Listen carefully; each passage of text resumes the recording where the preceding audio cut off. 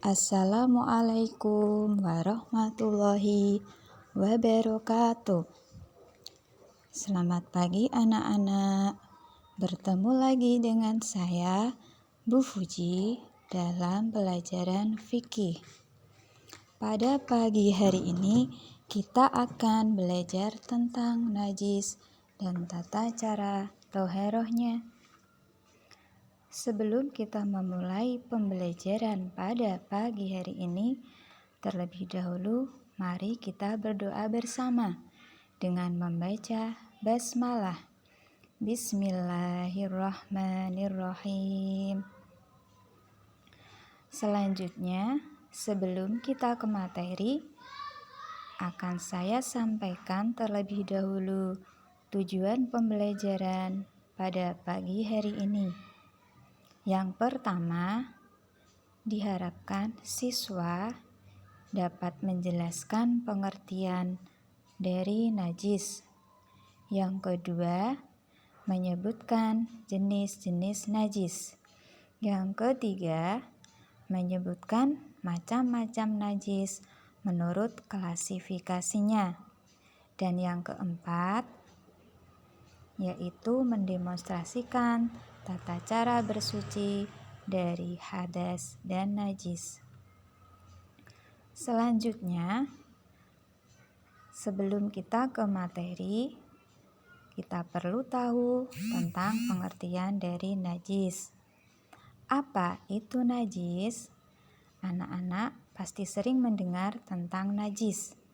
Najis adalah sesuatu yang kotor atau dianggap kotor oleh syara sehingga menyebabkan tidak sahnya ibadah.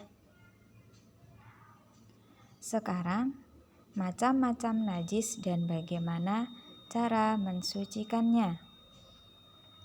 Yang pertama, najis munggoladoh atau najis berat, yaitu najis berat yang disebabkan oleh air liur anjing dan babi. Lalu, bagaimana cara mensucikannya? Cara mensucikannya yaitu dicuci dengan air bersih sebanyak 7 kali, salah satunya menggunakan debu. Yang kedua, najis mutawasitoh.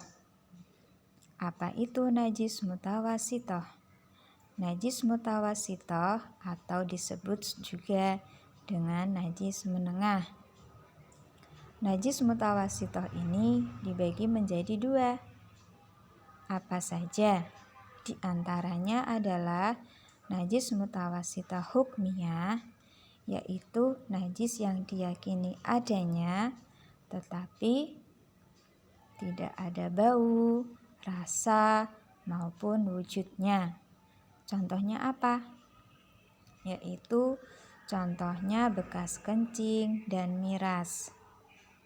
Jadi sudah tidak kelihatan wujudnya tetapi diyakini adanya. Yang kedua, najis mutawasitoh ainiyah. Apa itu najis mutawasitoh ainiyah? Yaitu najis yang masih ada wujud, bau maupun rasanya.